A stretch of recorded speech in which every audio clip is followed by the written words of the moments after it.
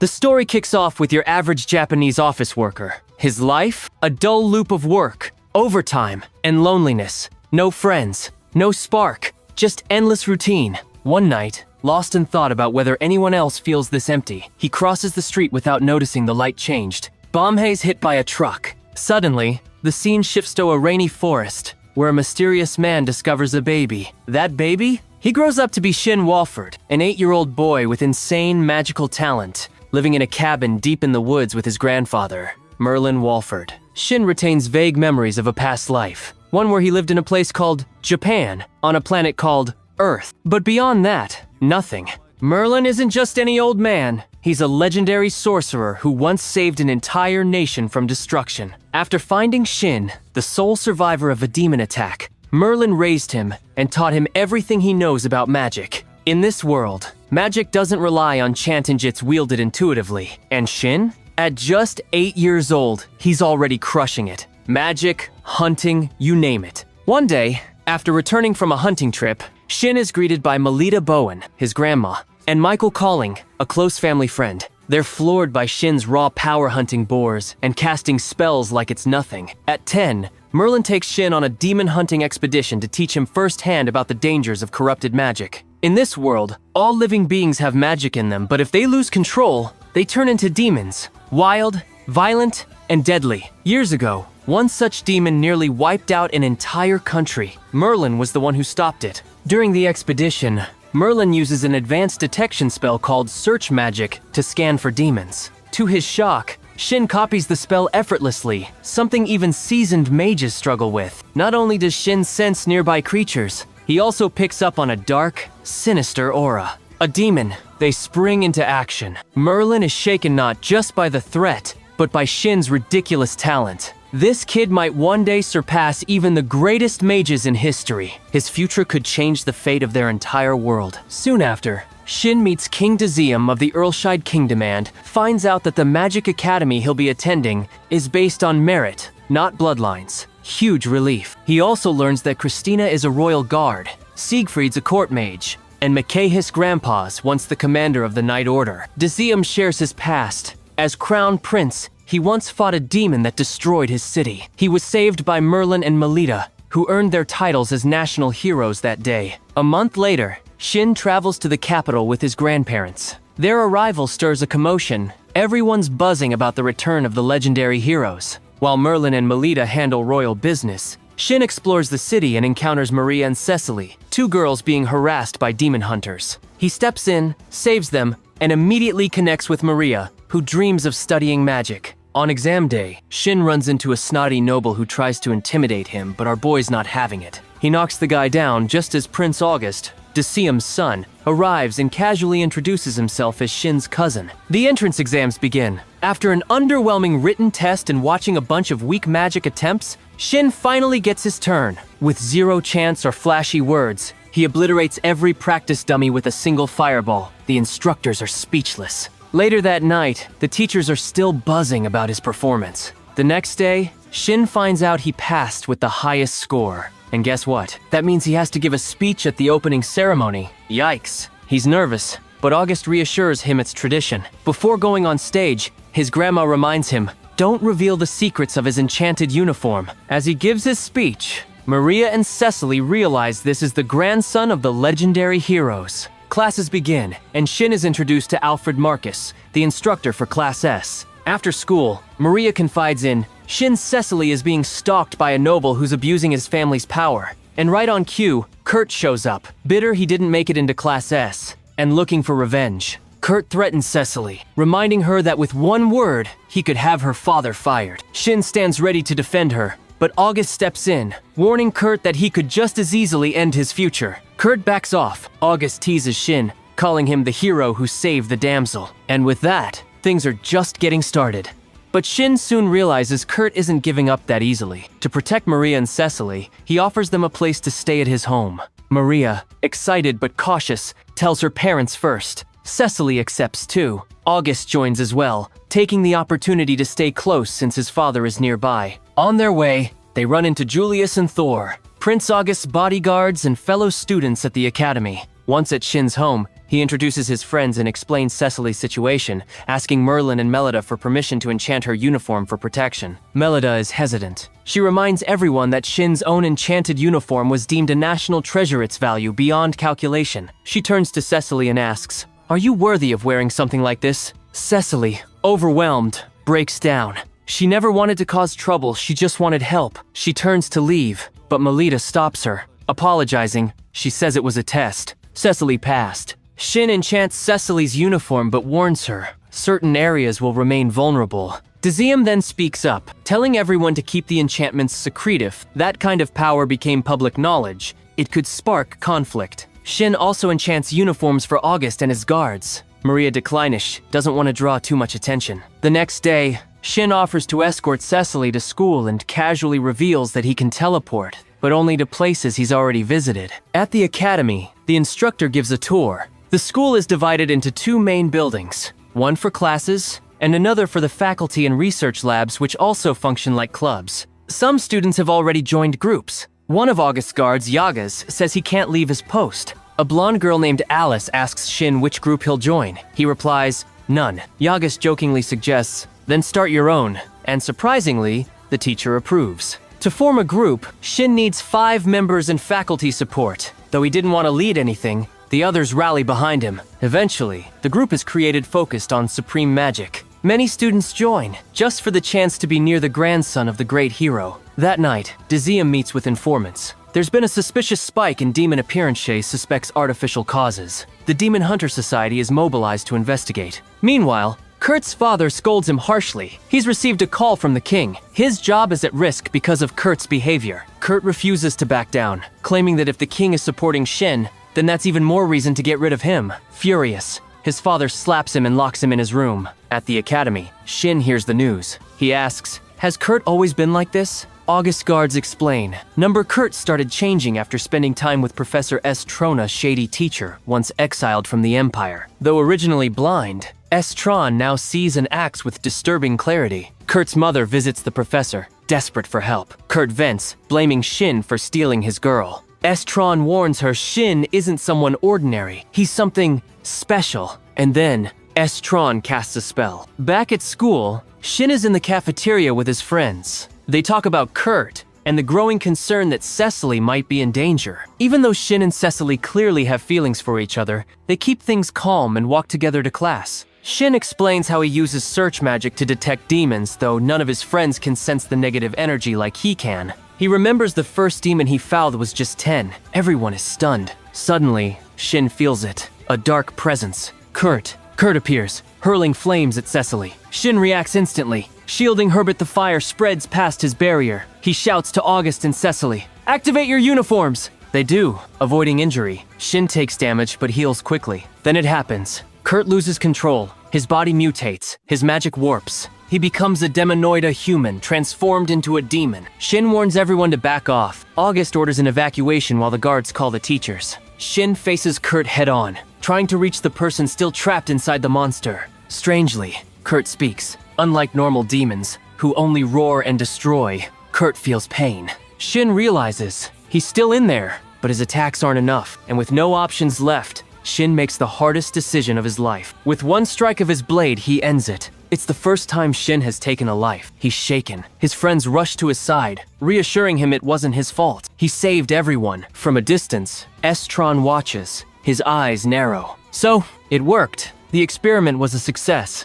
He doesn't intervene, but now, he's truly curious. Who is this boy? Back in class, Shin is desperate for answers. Demons aren't supposed to talk, to feel, but Kurt did. He suspects experiments. He remembers stories how, in the past, a human became a demon through twisted magic research. Soon after, Shin is summoned by the king. Deuxième commends his bravery and awards him a special honor for defending the academy from a demonoid. Merlin confronts Deuxième had promised not to drag Shin into politics. Deuxième reminds him they also had to kill a demonoid once. Word spreads fast. Everyone hears of Shin's feat. He's hailed as a hero. Now, even walking through town, people recognize him, leaving Shin awkward and embarrassed. At the academy, chaos erupts. Everyone wants to join Shin's study group. Their teacher allows it, but insists they operate in a separate dimensional space to avoid overcrowding. Meanwhile, Deuxium's informants continue digging. The evidence grows. Someone is creating artificial demonoids.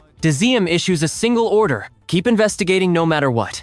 At the academy, Shin welcomes 2 new students, Mark Beham, from a family of blacksmiths, and Olivia Stone, Mark's childhood friend whose family runs a famous restaurant. Olivia quickly invites our hero to visit her family's place, while Shin asks Mark to improve his sword. Mark hesitates, unsure of his skills, but Shin explains the sword is just a regular one enchanted by him. Still, he hands it over, encouraging Mark to do his best. Elsewhere, 2 royal investigators approach Mr. Strom, who is not considered suspicious yet. They ask about his connection to Kurt. We learn that Strom, Shin's former instructor, was exiled from his kingdom after a family dispute and lost his sight during an attack. Since then, he's relied on sensory magic and now helps students refine their skills. But Strom is hiding something. He withholds key details about Kurt's transformation. The investigators trust him for now and request his help examining a demonoid's body. Meanwhile, Shin reflects on what kind of sword he wants to wield. Bound by his grandfather's lessons on humility and greed,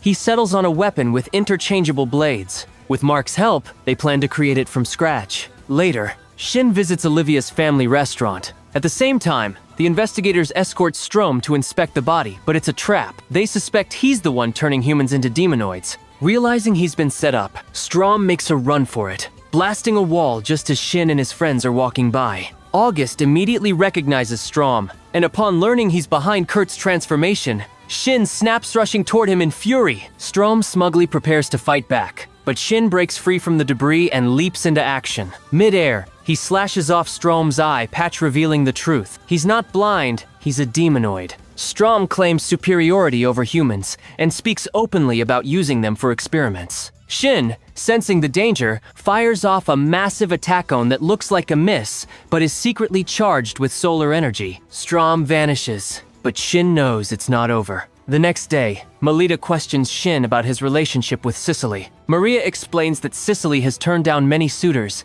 clearing the air. Later, the group heads to Mark's forge, with the girls splitting off to visit Olivia's restaurant. Mark takes the rest to the workshop. Mark's father gets heated when called boss, but softens when he sees the prince. He's honored to forge a blade for the new national hero. Shin then explores the shop's upper floors and decides to buy a gift for Cecilia, a romantic moment that turns awkward when he casually mentions enchanting it for her protection. Still, he picks a ring. Meanwhile, in the Bluefia Empire, a spy named Zess reports on Daekun's activities and the rise of demonoids. Their king is planning an invasion, and soon, days later, Shin is honored at the royal castle, awarded a medal for heroism. Daekun assures the nobility that Shin won't be weaponized, or Merlin and his family will abandon their lands. The next morning, Shin can't leave his home because of the fan crowd outside, so he uses a portal. His classmates are blown away by his skill, especially one girl who asks to learn the spell. Shin announces a training camp to prepare for future threats.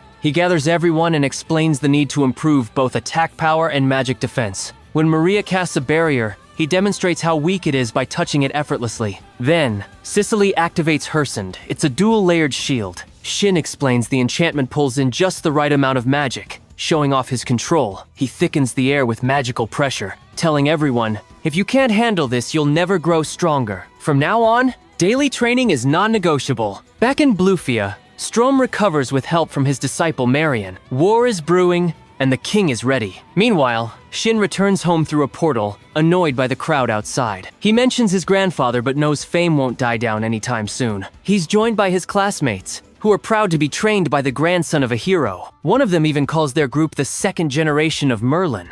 Merlin, watching, comments that while he taught Shin first, his grandson has created something entirely new, a stronger kind of magic. To prove it, Merlin shows off his teleportation, proving anyone can learn if they understand Shin's method and apply the right visualization. Later, Shin visits the forge to pick up his brand new sword, designed to automatically swap out a worn blade.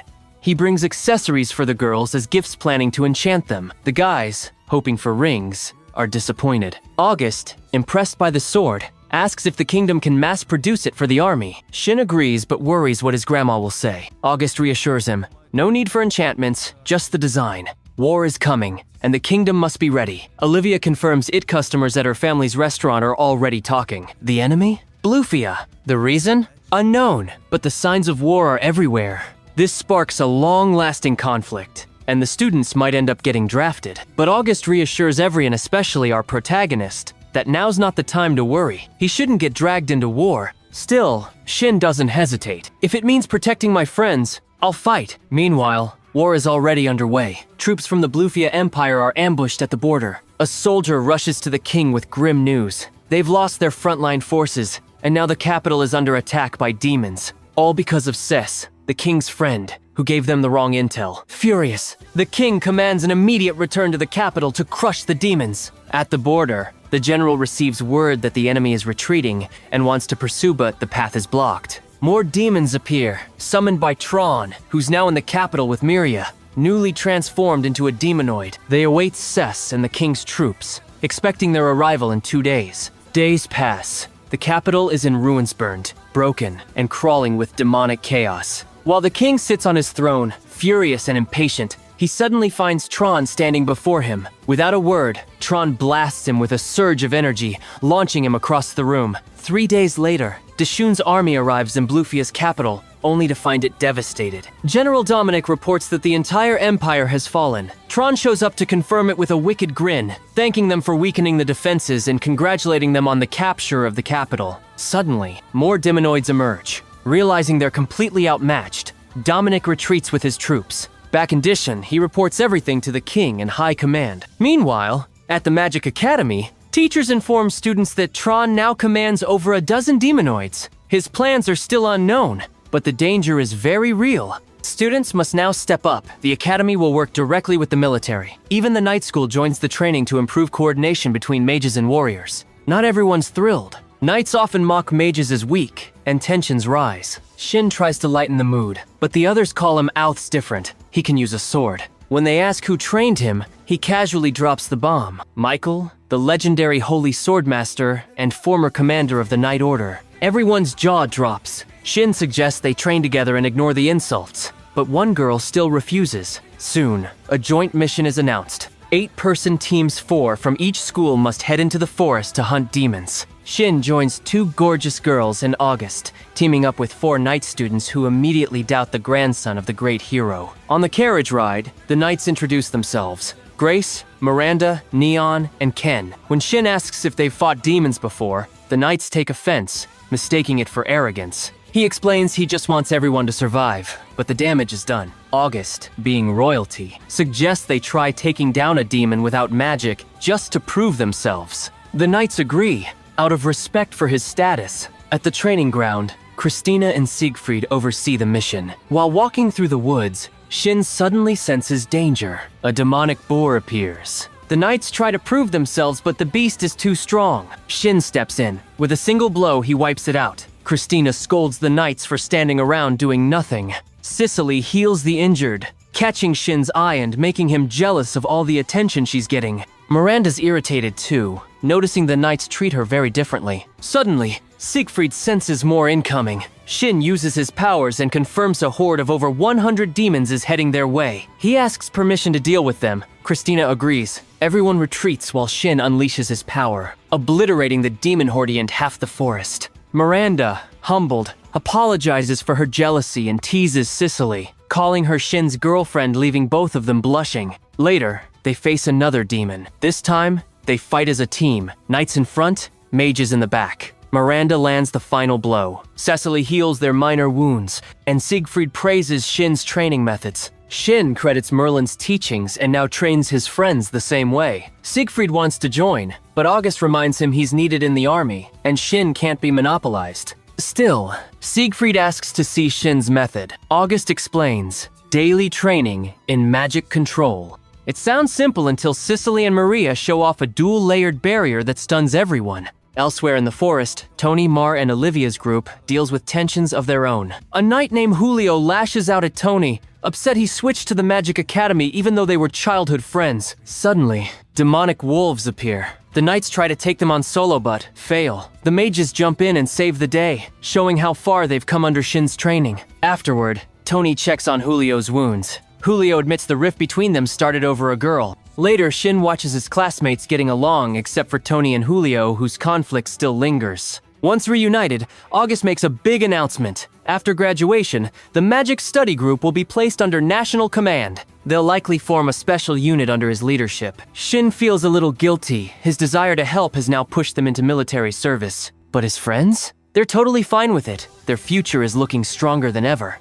Later on, our protagonist takes his friends to a remote location for intense training, one that's forging a force comparable to the strongest armies out there. August summons a national magic division to reveal classified intel. The demonoids have wiped out the capital and nearby cities, eliminating most of the nobility and commoners. The surrounding kingdoms can't intervene openly, so they're forced to observe, especially Tron, who continues creating more demonoids. With war looming, our protagonist proposes a summer training camp to level up their skills before the inevitable clash. Everyone agrees to set up camp near Sicily's family, a state famous for its hot springs. That night, our boy informs his grandparents, who fully support the idea. But Melita, worried about boys and girls living together unsupervised, insists on tagging along with Merlin, of course. And so, summer break begins. The group sets out on a 2-day horseback journey under the blazing sun. Thankfully, Melita brings special gear to help them manage the heat. Along the way, our protagonist senses demons nearby. After a quick game of Who's Fighting,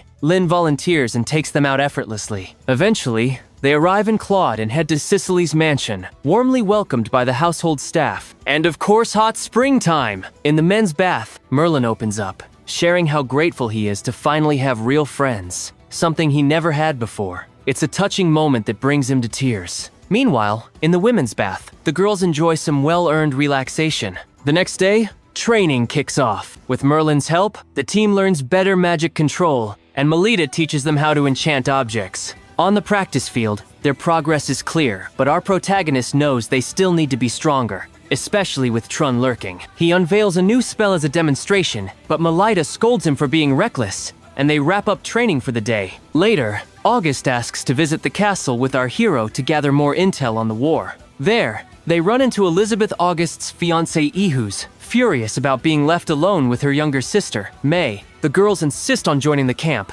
and after the king gives the okay, thanks to our hero's teleportation, they're allowed in. August warns Elizabeth that this is a training camp, not a vacation, but she's determined to keep an eye on him. Jealous, Elizabeth blames our protagonist for stealing August's attention, while May imagines awkward scenarios. August quickly clarifies that our hero is already in a relationship, which surprises him, since nothing's official with Sicily. Yet, they all return to the mansion and formally introduce themselves. May is excited to meet Melita and adorably asks to hold her hand, just like our protagonist used to do as a child. He's mortified, but the girls joke about it. Sicily, however, sweetly says she wouldn't mind if their future kids are mischievous because she'd love and care for them no matter what. Realizing what she said, she blushes and runs off. August nudges our hero to confess his feelings already. Later that night, he finds Sicily, and after reminiscing about how they met, he finally confesses. She responds with her own feelings, and they officially become a couple, sealing the moment with a kiss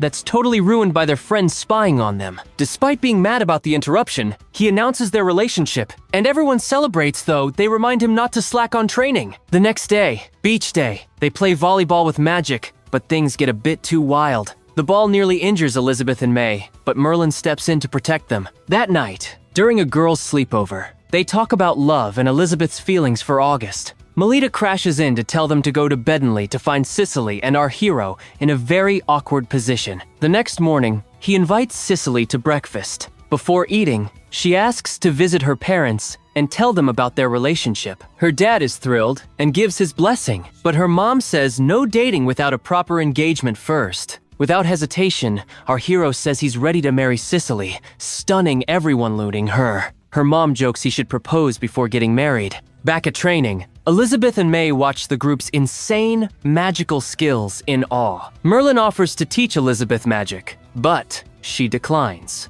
May, on the other hand, accepts San shows serious talent, sparking some jealousy among the other girls. Meanwhile, our hero works on a new spell, anti-gravity. He makes a huge rock float, then flies using wind magic, landing with style. Another breakthrough, especially knowing his enemy can fly too. Later, he meets with his grandparents to discuss his engagement. They already suspected it and ask to meet Sicily's parents. When they do, they reveal that our hero was adopted, a fact that disappoints Sicily's parents at first. But in the end, they realize he's the right person for their daughter, because of who he is, not his bloodline. Finally, our hero presents new enchanted uniforms to his squad except the boots, which are now jet style and require practice to master. Now that their uniforms and accessories are reinforced with national-grade enchantments, the students have top-tier defense just in time for a brutal challenge, fighting a class catastrophe demon. Naturally, everyone panics a little, but our hero reminds them they're basically tanks know it'll be hard to get seriously hurt. Just as they're about to head out, May throws a fit because she's not allowed to watch the battle. August steps in, refusing to let her or the other girls comb it's too dangerous. To calm her down, our hero distracts May with a special glass and an ice cube turned into a magical communication device. But before he can sneak off, Melita catches him red-handed and scolds him for casually inventing something that mages would kill for. He ditches the glass and runs off to rejoin the team. Deep in the forest, Cicely, now more skilled at sensing magic, detects a massive demon shaped like a lion. It's big and slow, perfect for ranged attacks. Confident in his team, our hero sends in the support mages, and boom, the demon's wiped out without breaking a sweat. August is stunned. They go on to find even more class catastrophe demons, and this time, each teammate defeats one solo. After the battles, it's time for something even more nerve-wracking. Our hero's engagement party. Dressed to impress, he meets Cicely, radiant in a formal gown. After a sweet moment, they're rushed to the banquet hall, where friends, family, and even the king await to toast their engagement. And that's how this summary ends. If you made it this far, I'd really appreciate it if you could subscribe and leave a like. It helps a lot. With nothing more to say, until next time.